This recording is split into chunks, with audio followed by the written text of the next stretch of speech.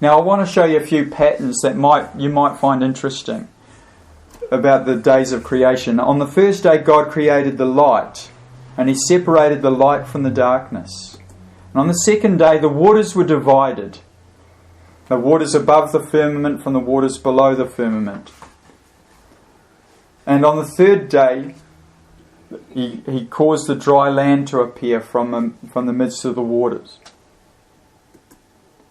On the fourth day, the sun, moon and stars were created. Now you'll notice that the sun, moon and stars are related to light. On the fifth day, the birds and the fish were created. The birds were in the upper waters. In the Hebrew, the heavens are called Shemayim. And that's related to another word, Mayim. Mayim means waters. Shemayim, the heavens, is where the waters come down from. See, it rains. So the birds are in the upper waters and the fish are in the lower waters. So again, notice that the fifth day is related to the second day, because the second day was all about water, dividing the water above and the water below. Now we have putting something in those waters. So the first day was about light, and the fourth day is about putting the sun, moon and stars there as holders of the light. The sixth day, God creates the beasts and Adam. And on the third day, now the beasts walk on the land. So this is related to the third day.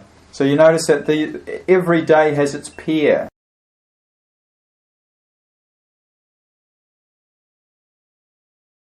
Every day has a pair. What I'm trying to show you is that God is a God of order, and that He has a plan, and that He has a purpose. Now, these also are related to the 1,000 years. It says one day is as 1,000 years. And when God said, "Let there be light," He created Adam. 1,000 years later, Noah was born. The flood didn't come until 600 years later, but Noah was born 1,000 years after Adam. So he was born on the second day, related to the water. On the third day, God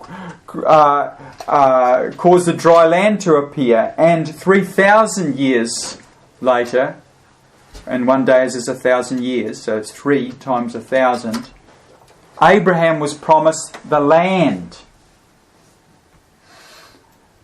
1,000 years later, David was king. There's the sun, moon and stars. 1,000 years after that, Yeshua comes as a fisherman to build his church. And then at the end of the 6th day, the beast rises up out of the earth, the Antichrist. And then he has a short time to pontificate and slay the righteous. And then the last Adam comes to destroy his works and to throw him alive into the lake of fire.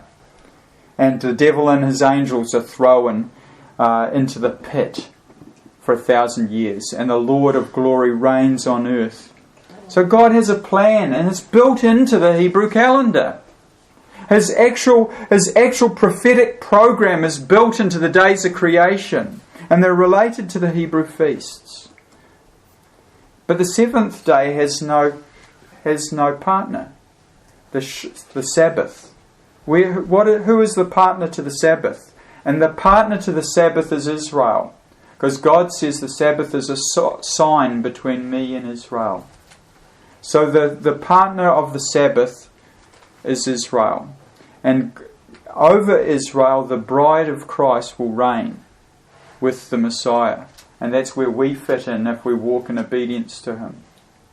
So if Israel surrounds the tabernacle, we are that tabernacle, made of living stones.